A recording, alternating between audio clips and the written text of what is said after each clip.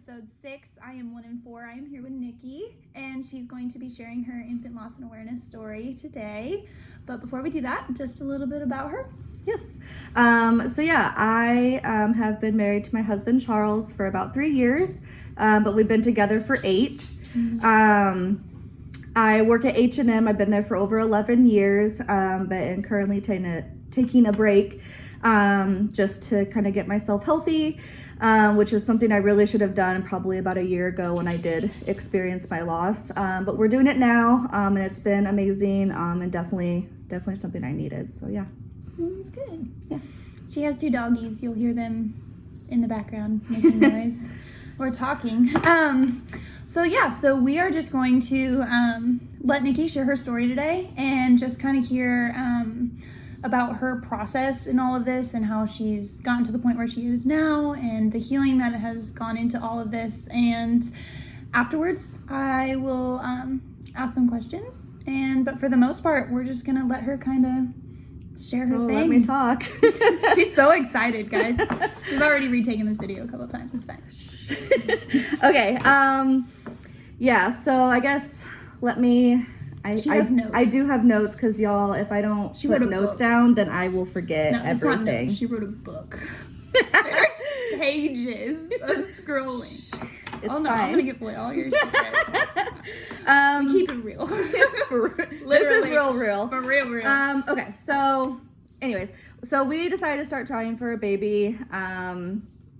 It would have been in 2019, and it took us about 6 months to do to accomplish that to do it to get that done. It was really exciting because it had taken longer than I had anticipated. Like, you think like, okay, I'm going to try to get pregnant and it's just going to happen like that. Like, you really do think it's just going to like happen. And so, even taking 6 months was like kind of disheartening for me. But we got pregnant.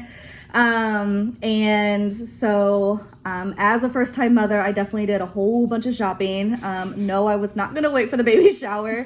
I wanted to buy all the things. And my mom was just as excited because it was going to be her first time being a grandma.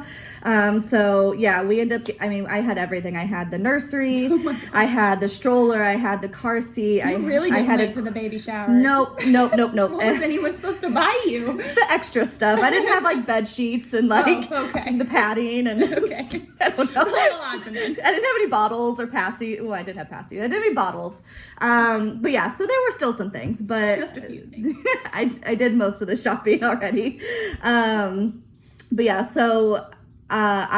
It was actually during obviously COVID because it was in 2020. Mm-hmm. And so my first appointment wasn't until I was already 12 weeks.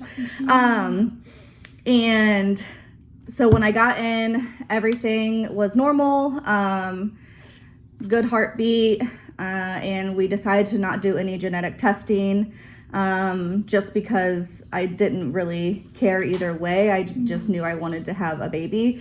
So we did our normal checkups, and I was about 20 weeks, and we were doing our 20-week ultrasound to see what the gender was, and we did that together. And it was a really special moment, something I'll definitely always remember. But we were gonna have a boy.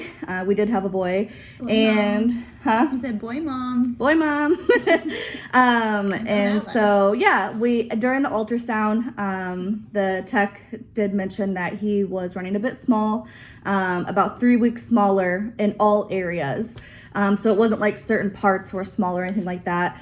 And then kind of aligning like when I knew I ovulated versus when, you just go off like your last period. Yeah. It was off by 3 weeks. So it really made a lot of sense. That he was 3 weeks small. So no one really thought anything of it. So I was told to come back in 4 weeks for a redo on the ultrasound, just to see where his growth process was. And then we were possibly going to change my due date. So I waited about 3 weeks, and I had another appointment, just like a regular checkup appointment, to see the heartbeat and if I had any questions or what's going on, just normal things like that. So I went on that Monday, and He had a good heartbeat. Everything was fine. And actually, the day before on that Sunday was the first time Charles got to actually feel him move. Because I had just started to feel him move. It took longer for me. But yeah, he got to feel him. That's and so special. Yeah, it really was. And so then we had the appointment on Monday. Well, the week went by. And all of a sudden, it was probably like Thursday, maybe Friday. And I was like, you know what? I don't know if I felt him move lately. But again, being that little, I already hadn't really felt him that much. It did worry me, I will say that, but I kind of talked myself down, like, okay, it's pretty normal to be inconsistent with like the feeling, like being able to feel him. I talked to some other moms and they said the exact same thing during their pregnancies. So I was like, you know what, it's probably fine. And plus I had that rescheduled ultrasound that following Tuesday. So I only had like 4 or 5 more days until I was going to get it looked at anyway. So I was like, it's fine. Went to our ultrasound and the girl almost immediately stopped what she was doing and said, I'll be right back. And I knew right then that something was wrong. But obviously we were just trying to stay like optimistic and positive. But it was super nerve-wracking because it took her a while to find somebody to come back in with her. So she ended up having to get a doctor, and the doctor comes back in with her, and almost immediately they just said like, I'm really sorry, but like he doesn't have a heartbeat.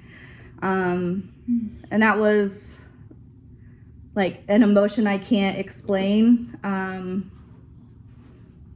at all, honestly. And it's honestly a day and words and moments that will haunt me probably for the rest of my life. It's like every mom's biggest fear in an ultrasound. Yeah, absolutely. And it happened for me.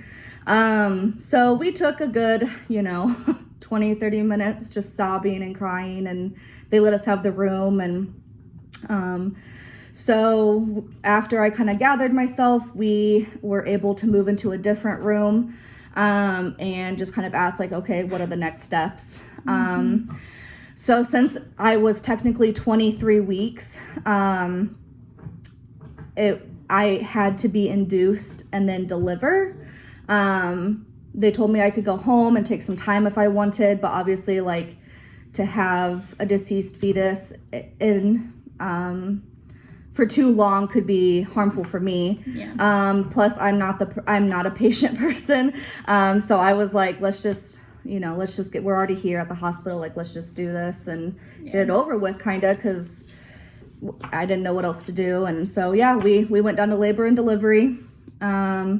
They started my induction. Is that the right word? Yes. Almost right away.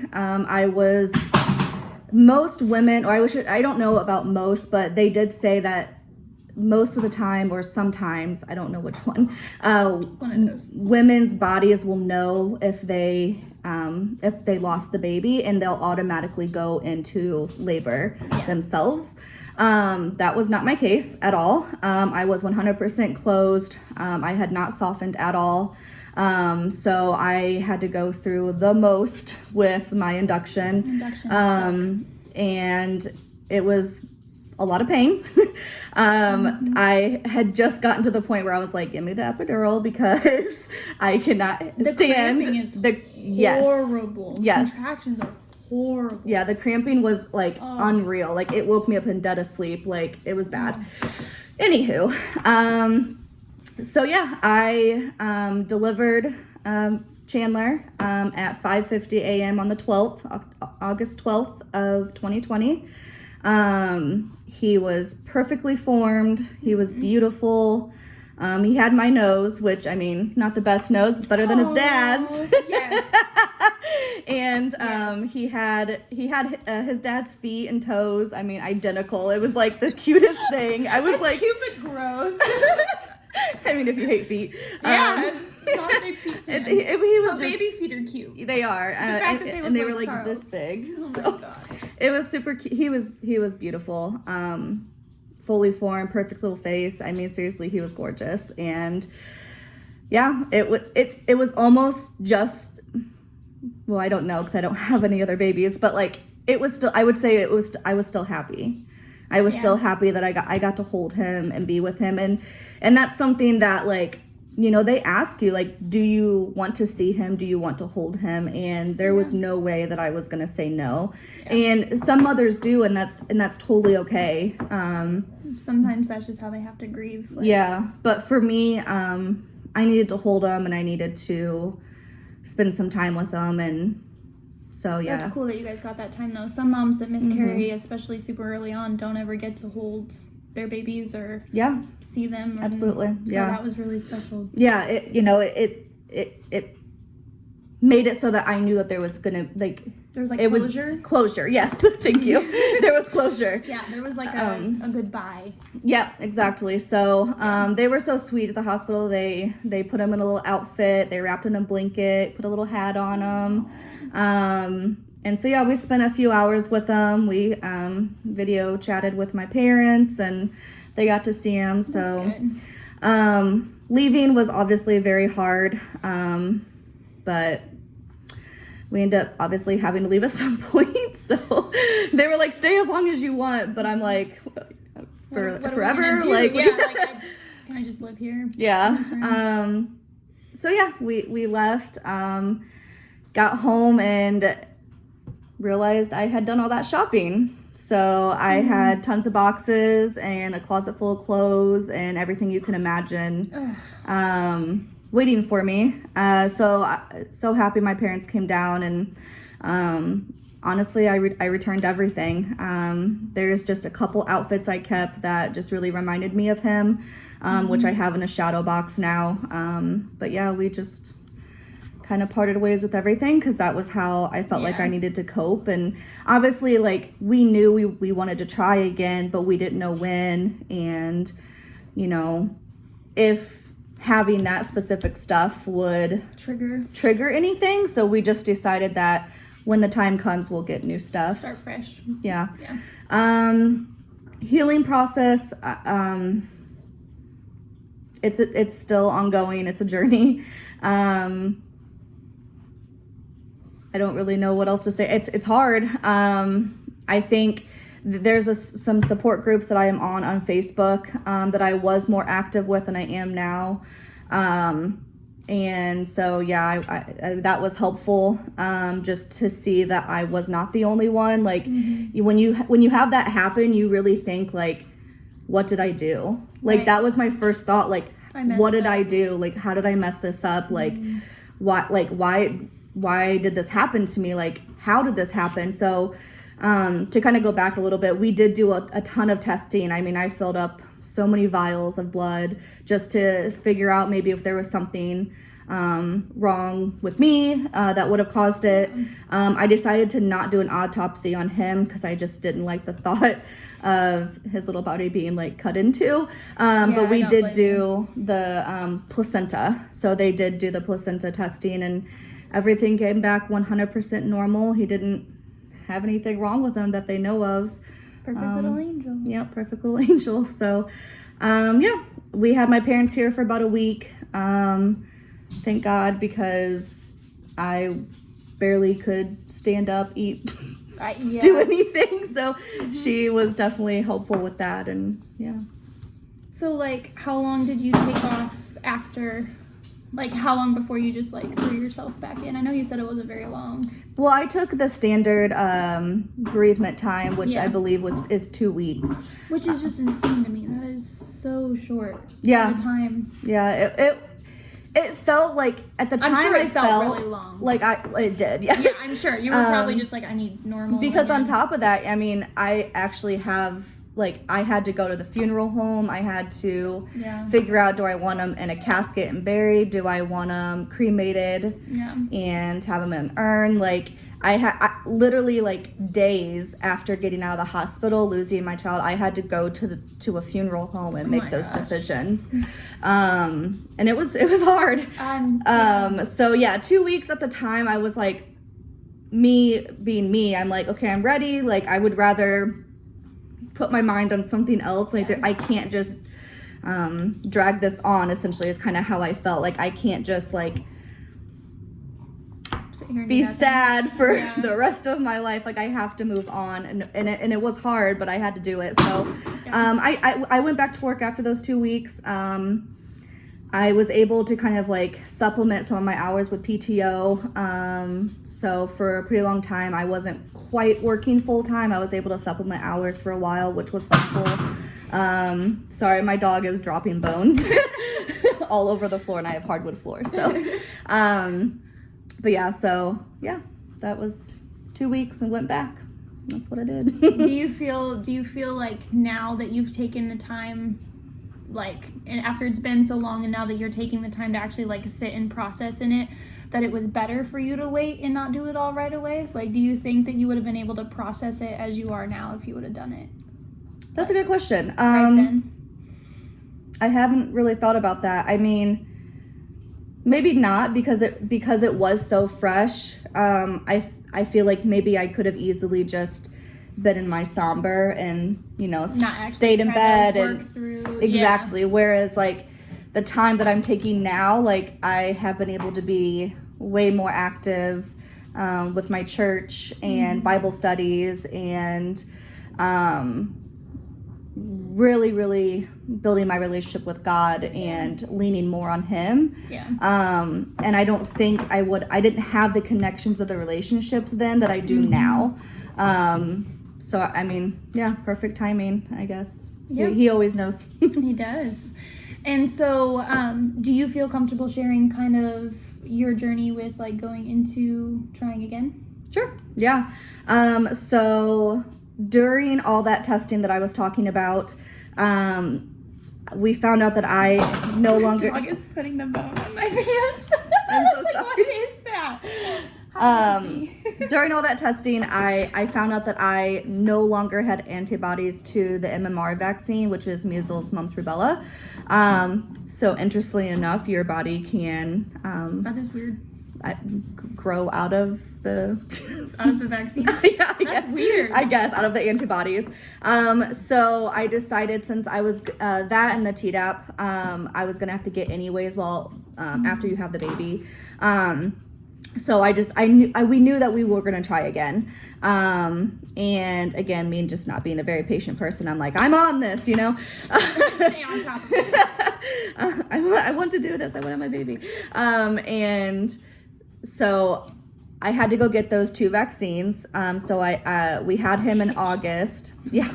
And then I had my vaccine in October. And I had to wait 30 days. We could not conceive just because it can cause a lot of different birth defects and things like that. Yeah. Pregnancy loss even.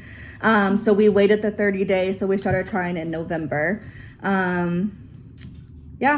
tried for about 3 months. Me being impatient again, I decided, okay, it's not working. Let me try some ovulation tests just to see kind of, when I am ovulating, maybe I'm missing it.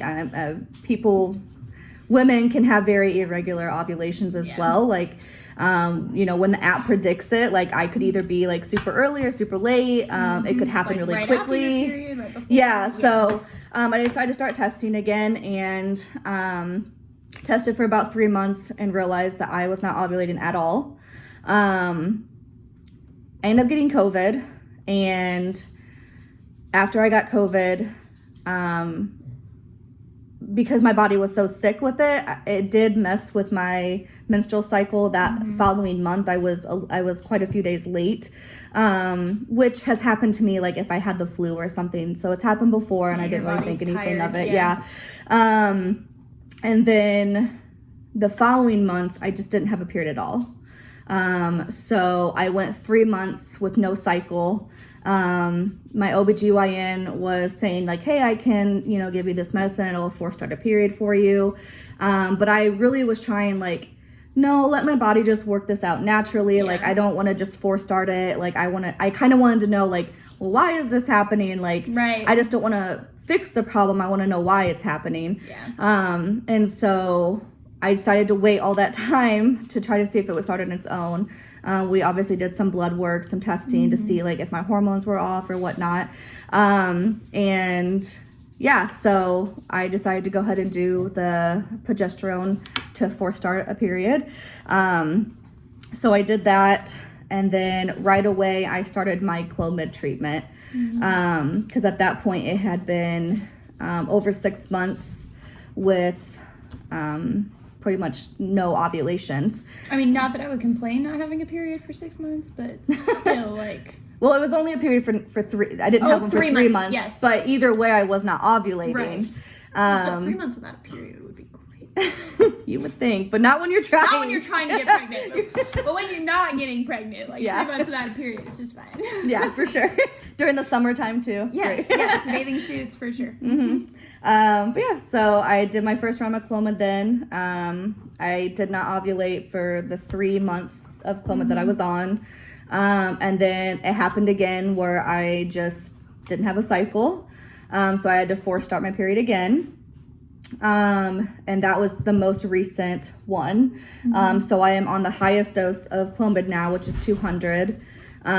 So you just do it each cycle. And this time I did ovulate, hopefully. So that's exciting. Obviously I don't know that I'm pregnant or anything, but I ovulated, which is huge. Yes. So it's Small been victories. small victories. It's been 4 months of being on dose after dose after dose of Clomid, each time getting higher. And it feels very defeating when you're taking higher and higher dosage and you're still not ovulating. It's not doing what it's supposed to do. You start thinking like, man, like I'm broken. Yeah. I don't know what's wrong. My uterus is jacked up. It's broken. So yeah, that's where I am currently. We have an appointment with a fertility specialist next month, so hopefully we'll find out some more information then. And hopefully soon there's little baby Nikki's and Charles. I would love that. Yeah. We were actually talking, we're like, what if it's twins? What if it's triplets? We were like throwing out all these things. But honestly, like, it's crazy that you share like all that stuff about like your periods and your hormones and stuff, because remember that podcast, does Hope ever shared that with you? I'm not sure which one. That podcast I was talking about, her name is it's on my phone and I think it's like Candace something or something. I'll send it to you, but It's called Mind Your Hormones, and she is a holistic nutritionist. So she's certified, but she specializes in infertility and all this stuff, because she kind of had the same thing that you were talking about, which as you were talking about, I was like, this is really crazy, because I was just listening to her story yesterday on the podcast. But she went so long without a regular period, like in cycling, like all that stuff. She had to kickstart her periods with like the medication and all this stuff. Every time they drop that bone, it freaks me out.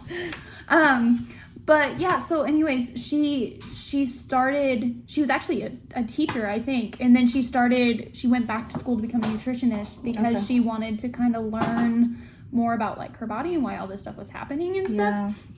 And crazy, so all the hormones are crazy. Seriously though, like that's where I learned about like how the dairy can affect your hormones and like all this stuff. But you should really like, I feel like you'd get a lot of encouragement from her story. Like she doesn't have, I'm not sure if she has her own kids or anything, but she specializes in infertility and like natural family planning with like out birth control and like stuff like that, how to mind when you get pregnant, which would have been great to know a couple of years ago when I got pregnant, boom, boom, boom. But because I couldn't be on birth control. But yeah, like I'll share that with you. But and I can share the link on here too. But yeah, it was really cool hearing her story. I feel like you'd get a lot of it is crazy how your hormones have so much effect over like every part of your body.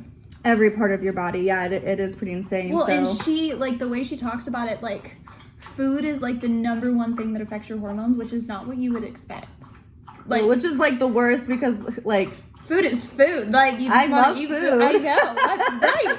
But seriously, like, the way she explained it kind of makes you go, like, well, duh, that makes sense. You know, like, I should have known that. I'll eat lettuces. I'll eat the salads. Just lettuce. No, but it was really cool. So, yeah, I'll share that with you. Yeah, I love that. Yeah, so there are going to be links posted at the end of this video for our Real Motherhood page. I am now official and have like a link tree to where like all of the links are like all together for you guys. So look at that. I did that today. I was productive. With my children screaming in the background, Mommy, why are you on your phone so much today? Mommy, what are you doing? And so yeah, so all those links will be posted. And I'm going to go ahead and let Nikki kind of recap everything that we've talked about. And then after that, we'll pretty much be done. Okay. Yeah. So I think for me, like a recap, like the things I definitely want people to know or hear is like if you have experienced a miscarriage, a stillbirth, an ectopic, a chemical, anything, even an infant loss, you did not do anything wrong. It is not your fault. And I think that women, we need to hear that because you do want to put it on yourself a lot, and you cannot. Like, it's not your fault. So that's thing number one. Next, be an advocate for yourself. If you haven't heard that already enough, be an advocate for yourself. If you think something's wrong, go to the doctor. Request for new things, which is something I've had to do a lot during my infertility over this last year. So yeah, those two things there. Nextly, I do just want to point out something that I was really upset about. Obviously I was mad for a lot of other reasons, but something that really just I didn't expect for me to be upset about was when you find out like you have, I don't know, any type of like disorder or disease or condition, it comes with like all these warnings, all the things that could happen, right? Worst case scenarios. And pregnancy, they don't have that. It's all sunshine and rainbows. And I'm not saying it would make it any better or any easier. But I do think with it being a 1 in 4 chance of having something go wrong, that's high. That's really high. Think about especially how many women just in the United States are pregnant.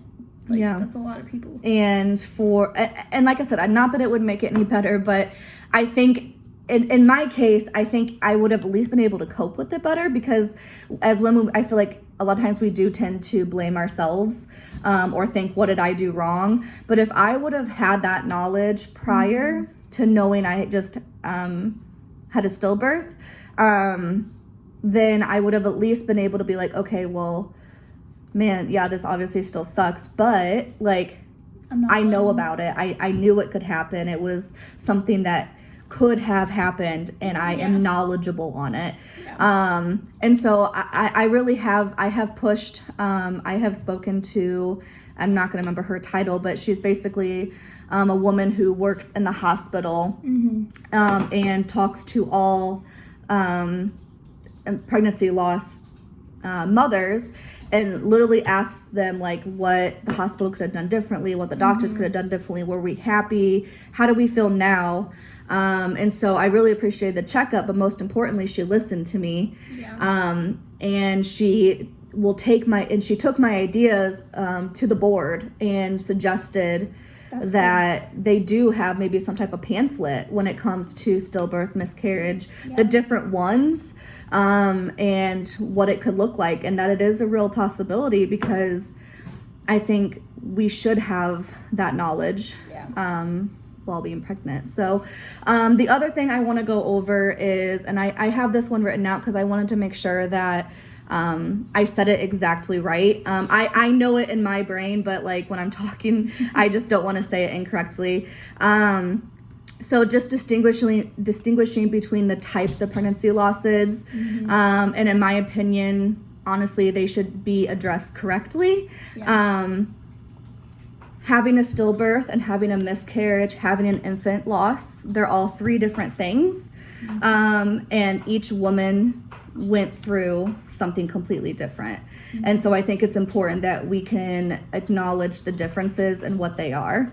So the first one would be a chemical pregnancy. It is not a false pregnancy. It is not a false positive. It's just a very, very early miscarriage. So it is defined as a pregnancy loss that occurs after a positive urine test. What I'm pretty sure is that like you ovulate, it they come together, and then it just doesn't stick anywhere, and that's kind of how that happens. The next one is an ectopic pregnancy, which happens when the egg does not fertilize, or is fertilized but implants someplace other than the uterus. So it's also known as a tubal pregnancy as well. The first trimester miscarriage is if you are less than 12 weeks. That is considered a first trimester miscarriage, which is the most common one that there is. You have a second trimester miscarriage, which would be from 12 to 20 weeks. Those, I believe, I don't know if that's the next common one, but that's the next step, basically. And then you have stillbirth, which is 20 weeks to full term. So most of those women will have to undergo complete labor and delivery, potentially even a cesarean, to deliver their baby. And then you have infant loss, which is obviously any baby who has been delivered alive and then is lost after. So again, chemical pregnancy, ectopic pregnancy, first trimester, second trimester, stillbirth, and infant loss, they are all so different. And each of them carry their own and same weight of hurt. And so I just really do feel like we should all be knowledgeable on that and address it, which one they had. But that, I mean, that's my opinion. Obviously, not everyone maybe would agree, and that's okay too. I think that's really good, though. I don't feel like a lot of women out there may even know that there's that many different kinds. Yeah. Like I do, because I obviously worked in the medical field, and as an EMT, we're trained on how to treat women with miscarriages, or if we, show up on a call and a woman is miscarrying or that kind of thing. Yeah. But yeah, I mean, people who have no medical training or anything, like, there's not even a lot out on, like, the internet. I mean, you can find it on the internet, but it's not like showcased on the internet. Well, yeah, and that, and You know like, what I mean? why would you even look for that if you know what I'm saying? Like, unless it's happening. It's morbid, but you know what I mean? Like, I think, like you said, showing it in the beginning of a pregnancy, like, obviously, it's not anything that a new mom wants to think about. Like, you're just so excited, but at the same time, it's like anything, and knowing the possible You should know the outcomes, risks right, that just like come any with surgery or anything, Yeah. they're gonna tell you, you worst case scenarios, and I don't think that pregnancy should be any different. I completely agree. And I mean, Who knows? we're Hopefully women. Your advocate, We're- so the thing got it through. Yes, I hope so too. But yeah, Maybe next we're time you women go and we're in, you'll get a strong. pamphlet. So maybe that would be awesome. You know how cool that would be, like full circle, like Yes, they well, listened. man, and she said, she's like, hey, like, I'm gonna reach out to you. I'm gonna try to remember to reach out to you after I go to the board with this information and let you know what they think about it. Oh, that's cool. And unless I just missed the email, because who checks their email that much, right? That's true. That could've gone to I spam. might have missed it, but I don't think she did reach back out. I'm sure she's super busy, but either way, I do You think tried. she absolutely went to the board with it. So That's yeah. awesome, though. So, real quick before we close out, what would be your biggest advice to moms who have not lost a child, as far as how to help a mom that has? Or, like, what can they do to be there for a mom friend who is going through that? Like, what helped you the most?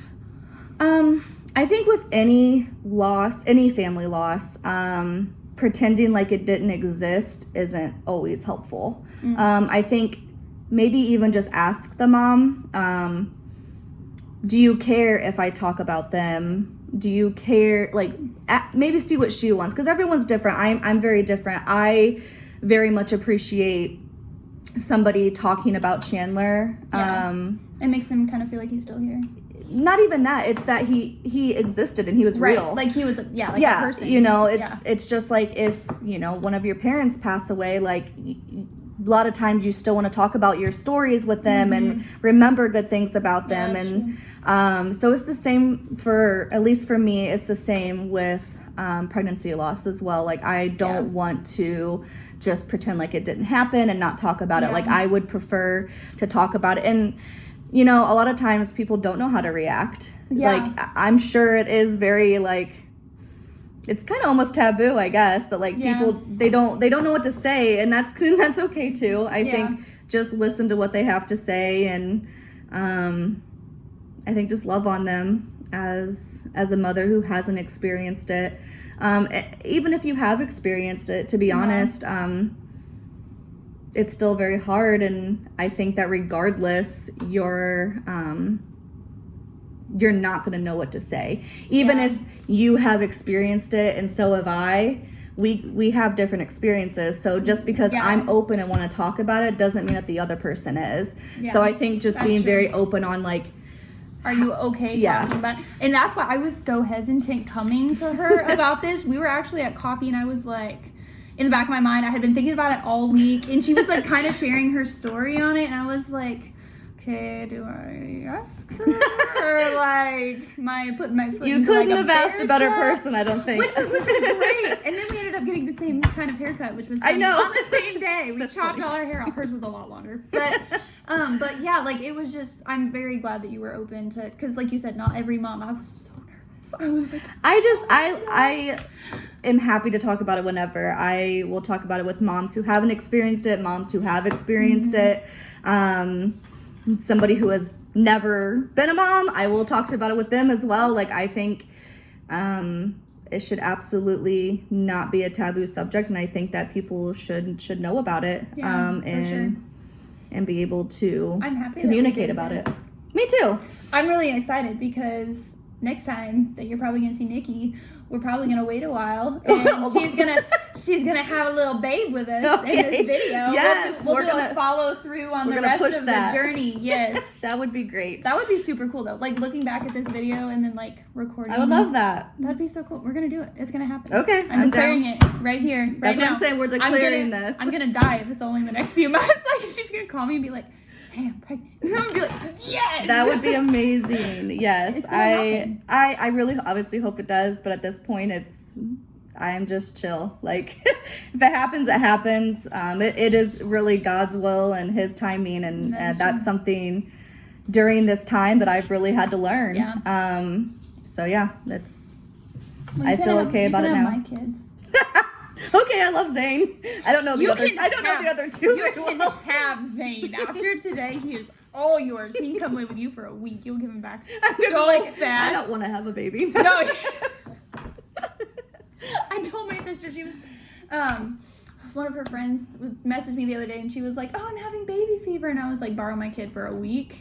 Perfect birth control. Yeah, absolutely. Yeah. Woo! 20 months old is a rough age.